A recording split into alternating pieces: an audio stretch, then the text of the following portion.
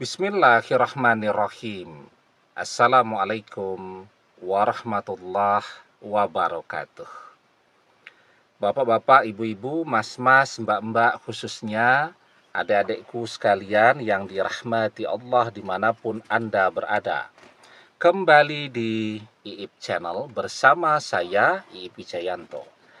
Kali ini kita akan membahas tema tanda-tanda mantan sedang nangis-nangis menahan rindunya kepadamu. Ya. Jadi sebenarnya biarpun kita ini terpisah dengan mantan sekarang, koneksi batin dengan kita mantan selalu membangunnya, atau mantan selalu mengirimkan sinyal dari batin dan pikirannya kepada kita. Ada 3 sebab, ya. Yang pertama, ketika mantan sedang curhat dengan teman-teman, dengan sahabat-sahabatnya, curhat tentang kita. Ketika dia curhat itu kan otomatis tuh, dia harus memanggil memori-memorinya saat masih bersama kita dulu. Ya, apapun curhatnya lah. Curhat yang baik kah, ngerasani kah, tetapi dia curhat tentang kita bersama teman-teman dan sahabat-sahabatnya yang juga mengenal baik kita. Nah, itu akan memperkuat tuh energi yang dia pancarkan sinyalnya kepada kita. Kita sudah sering membahas ini. Penelitian dari Profesor Digby Tatum dari University of Sheffield tentang interbrain, koneksi pikiran. Jadi, ketika kita sedang memikirkan seseorang, maka antara pikiran kita dan pikiran orang itu langsung terhubung. Ya. Jadi ketika pikiran itu terhubung, kata Profesor Digby Tatum, cara kerjanya seperti halnya WiFi. Ya, jadi kita memancarkan sinyal dan sinyal itu diterima oleh pikiran mantan. Dan mantan tahu ya apa yang kita pikirkan dan tahu siapa yang sedang memikirkan dia dengan intuisinya. Intuisi itu adalah kemampuan untuk mengerti, memahami sesuatu. Tanpa harus ketemu, tanpa harus bicara, tanpa harus mendengar, tanpa harus membaca. Nah, itu namanya intuisi. Semua manusia punya intuisi. Dan semakin dekat kita dengan orang itu, semakin lama kebersamaan dengan orang itu, maka intuisi itu menjadi semakin kuat. Dan intuisi itu beda ya dengan misalnya ikatan tali. Kita lihat tali jemuran tuh. Jalan beberapa bulan dari tali yang baru, kena hujan, kena panas akan lapuk, lambat laun akan putus. Tapi yang namanya ikatan batin, ya jadi batin itu kan dia bekerja bersama-sama dengan pikiran. Kadang dia sejalan, kadang dia berbeda. Maka terjadilah pergulatan batin. Nah, kalau pergulatan batin itu artinya apa? Batinnya bentrok dengan pikirannya. Tidak sejalan, tetapi mereka selalu bekerja bersama-sama. Ya, misal ya, pikiran itu bisa menolak, tetapi hati tidak bisa menolak. Ketika pikiran menolak, orang bisa mengatakan tidak cinta, tidak suka, tidak butuh. Tapi hati tidak bisa begitu. Hati itu dia akan selalu jujur dan lurus-lurus saja. Nah, maka kemudian kita mengenal ada istilah yang namanya ekismes. Ekismes itu adalah keadaan psikologi pada diri seseorang berupa dorongan, keinginan untuk menolak sesuatu yang sangat dia inginkan. Lapar nih, ditawari makan. Pikiran kita, ndak enak ya, nanti ndak ngerepoti. Lisan kita mengatakan terima kasih masih kenyang, tapi hati mengatakan lapar, ya, dan seterusnya. Nah itu. uh, ekismes ya. Nah, ketika pikiran memancarkan sinyal kepada mantan, maka mantan tahu dan merasakannya. Jadi yang pertama nih, mantan sedang membicarakan kita, ngerasani kita. Maka kita akan terasa dan kita tahu bahwa mantan sedang membicarakan kita. Muncul tuh di dalam benak kita tuh. Oh, dia lagi membicarakan. Oh, dia sedang ngerasani kebiasaan-kebiasaan buruk kita dan seterusnya. Nah, jadi ditambah lagi dia ngobrolnya dengan teman-temannya yang juga kenal baik kita. Ya, jadi semakin kencang ya, semakin keras sinyal yang bisa kita rasakan. Ngerasani. Yang kedua, ketika mantan berdoa. Ya, berdoa tentang kita. Ya, jadi dia berdoa misal agar dia bisa melupakan kita. Maka ketika dia berdoa itu, dia berdoa agar bisa lupa. Tetapi ketika dia berdoa otomatis kan, bayangan kita akan muncul di dalam benaknya, di dalam pikirannya, di dalam hatinya. Sehingga kan kerjanya bareng tuh. Maka pada saat itu, kembali pikiran kita dan mantan interbrain, terkoneksi. Yang ketiga, ketika memang mantan sedang menghayalkan kita, kangen dia, ya. Ketika sedang curhat dengan teman-temannya, dia bilang, nggak mau lagi dengan kita. Begitu dia sedang sendirian, ya, melihat foto-foto saat masih bersama kita dulu, sedang kemana-mana, jalan-jalan, piknik, dan seterusnya. Kangen tuh.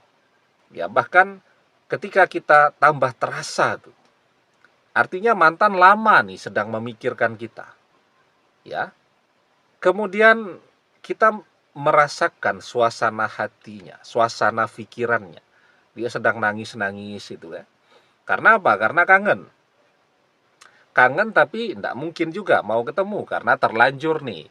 Mantan terlanjur omong besar kepada teman-teman, sahabat-sahabatnya, kepada saudara-saudaranya. Tidak akan mau ketemu kita lagi.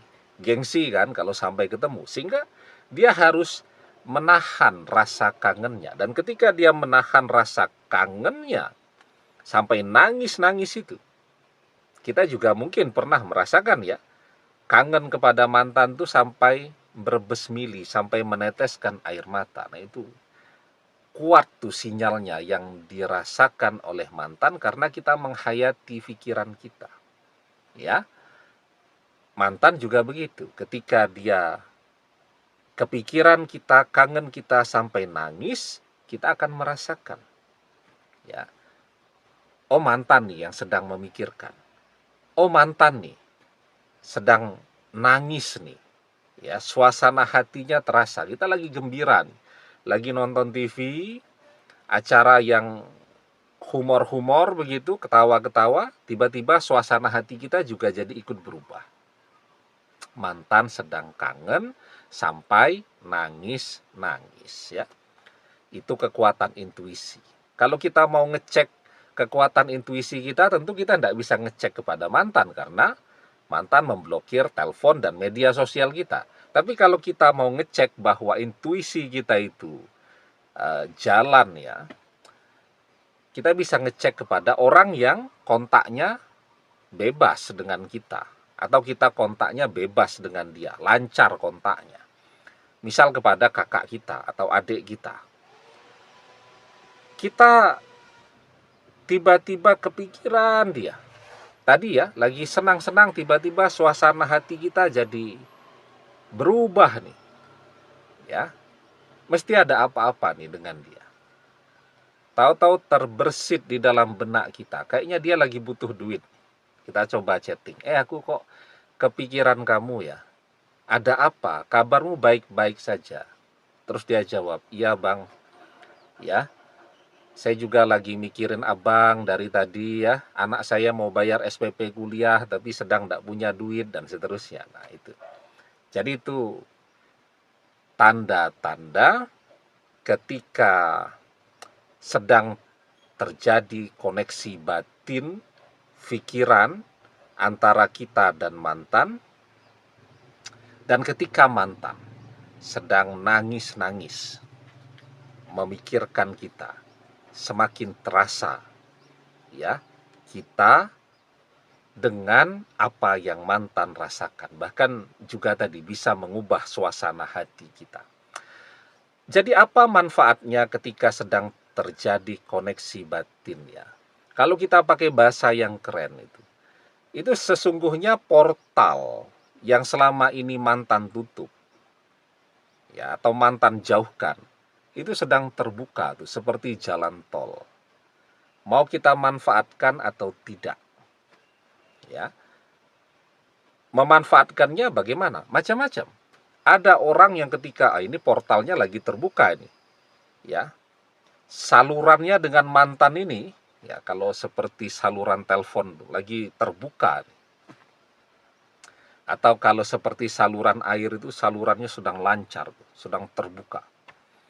Ada orang yang kemudian mengirimkan sugestinya kepada mantan ya, adek balik ke abang, adek hubungi AA, adek masih istri AA. Ada orang yang ngirim sugesti gitu untuk menggerakkan mantannya untuk balik.